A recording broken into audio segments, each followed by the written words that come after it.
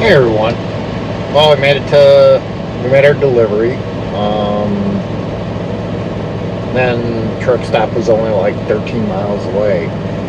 But the one thing that I'm getting amazed at is more and more pilots are putting their prime spots from the front, which, I mean, one, you pay for the parking, so you have a parking spot, but you also pay for the convenience that those parking spots offer. I mean, you know, you're paying 15 bucks, you should be closest to the door that you can be, especially if you're going to do laundry, go take a shower real quick, go grab something to eat. You should be like in the front row, or a row that's right on the side across from the building, not stuck in the back. So I come to this one, and you know, it says reserved on a bunch of spots up front, so I'm like, cool, I got a front row spot, you know. It was a good time, and backed in, and I go in to check in. She goes, where are you at? Are you in the back row? I said, no, I'm in the front row. She goes, oh, well, we just haven't painted over those yet. All the reserve spots are in the back. Why the hell do I want to pay 15, 18, 20, whatever it is, to walk the full across the whole parking lot? I'm paying for, you know, a spot and for it to be convenient. You know, that's like you go online, buy a pair of jeans, and you spend 30 bucks, and they give you a pair that has already been worn and somebody sent back. I mean, it's just ridiculous that they're starting to throw everything in back. Now, luckily here, the back's got, you know, some room to back in. There's that one that's on 75. I want to say it's between Dayton and Cincinnati. They got a couple spots up front. I think they got 4 or 5 up front. And then they got 10 or 12 in the back. Well, that back row is so tight, you can barely get in it. And sometimes, depending on who's parked across from you, you can't get in or out. And that's what sucks. I mean, you're paying specifically because you know you're not going to be able to, most of the time, make it there before 4 o'clock.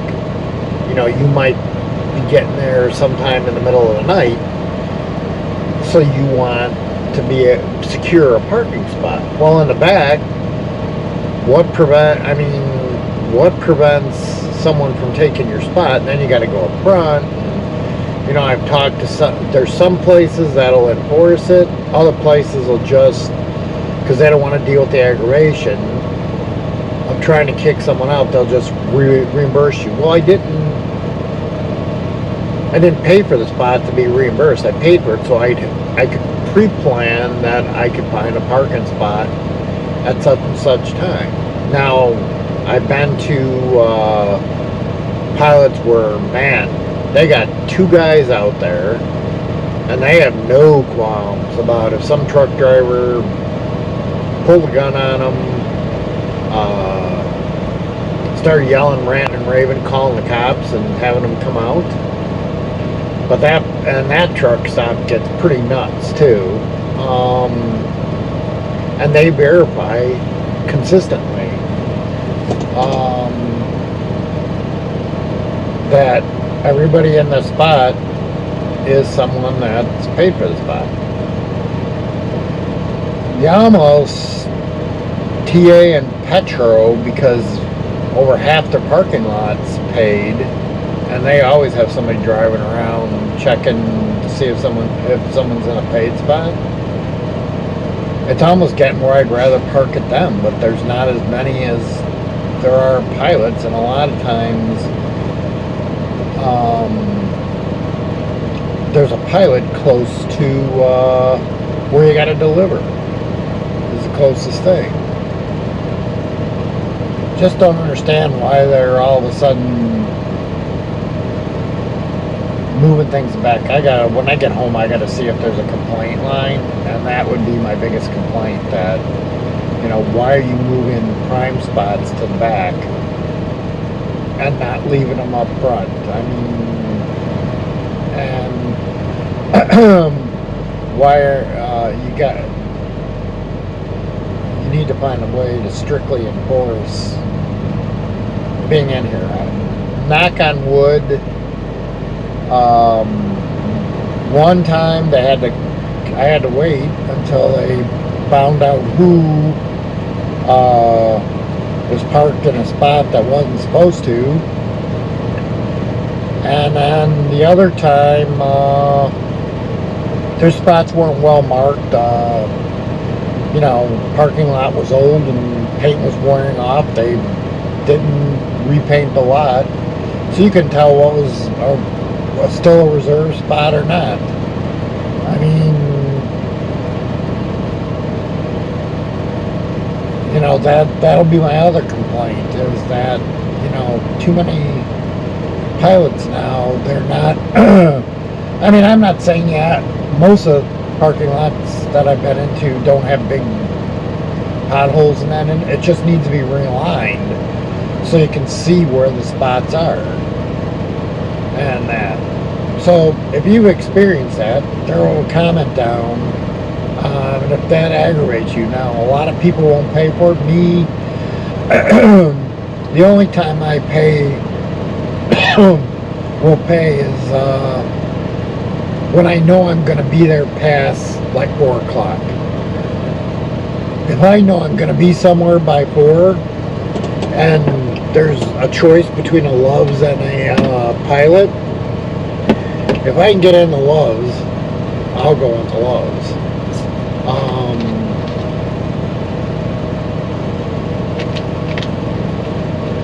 Just because sometimes they have just better food than that. Their salads look a lot fresher and that. So that's my rant for today. We'll see you in the morning. You have a good evening. Hey, good morning. Well, we've got a load. It's only 8:30 in the morning. We'll get there almost 10. It's going to Omaha. Said it should be there tomorrow. It's booking 7:01 from where I gotta go, so it's 7:60 total.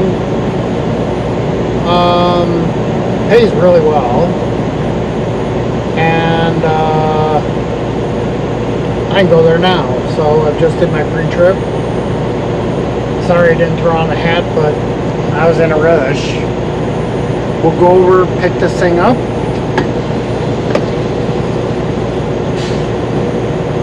See, it's a zinc plant, so it's probably ingots.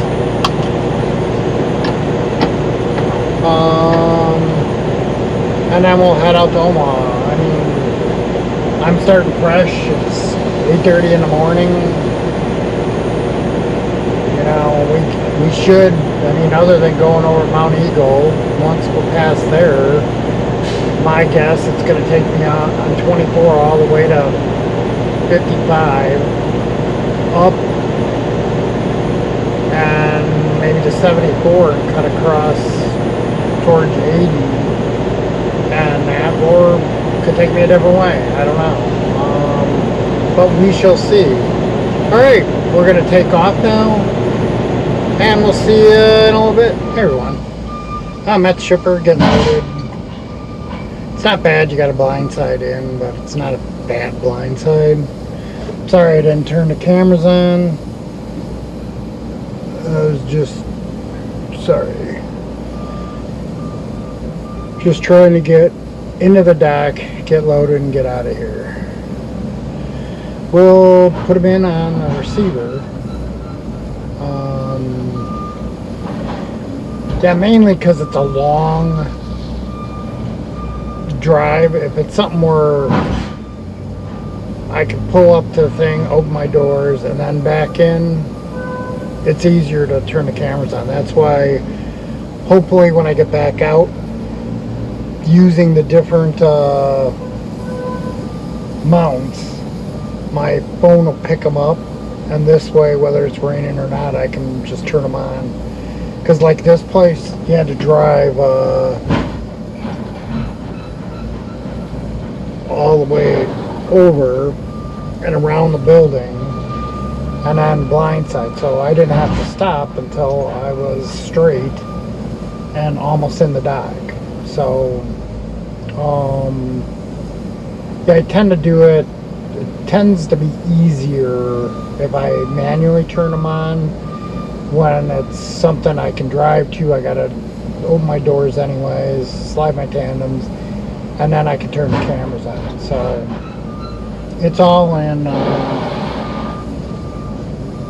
I guess, the setup to get ready to do this. So hope the next one looks like it's one of those that'll be easy. So where that'll happen. So there we'll get the backing video. Alright, see you in a little bit once we get on the road. Hey everybody, when we just scaled, we were 11,580 on the steer, 32,120 on the drive, and 33,240. 33,240 on the trailer. So I just moved it back 3 notches. So that should put us at like 32.8 and drop us to like 32.7 something, 32.5 something on the trailer.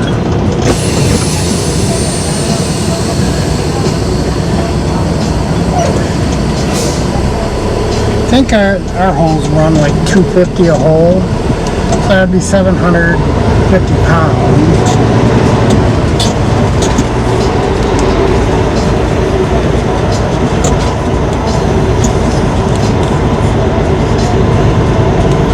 And you had 750 to the 32 something, so it's 32.9, 32.8, right around there.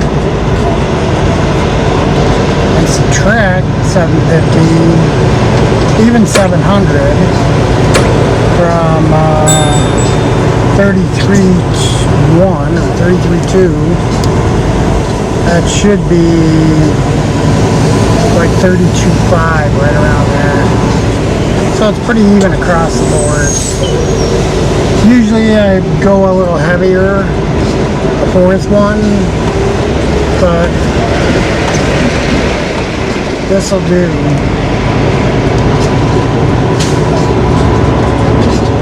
Even to a little heavy, we're doing good.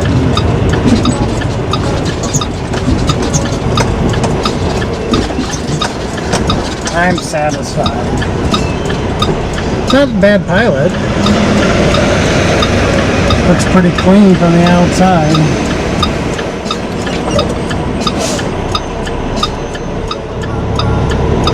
Doesn't look nasty, although they got a McDonald's up there.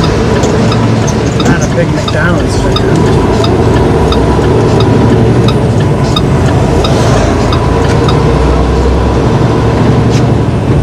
Diesel's $359.9, so depending for cash. So depending on what company's discount is, we go from there. Exit 89, they got some bays to work on stuff. So if you got a flat tire or something, it's exit 89 in Kentucky on 24.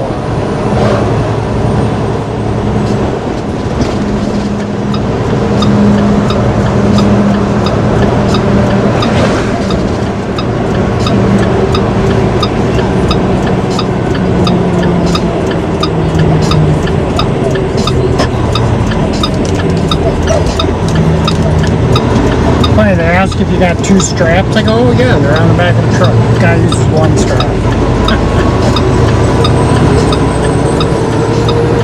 I guess it's dealer choice. They don't load too bad though. I had pallets of something. I thought I was going to get bags. Got pallets of boxes, zinc oxide, so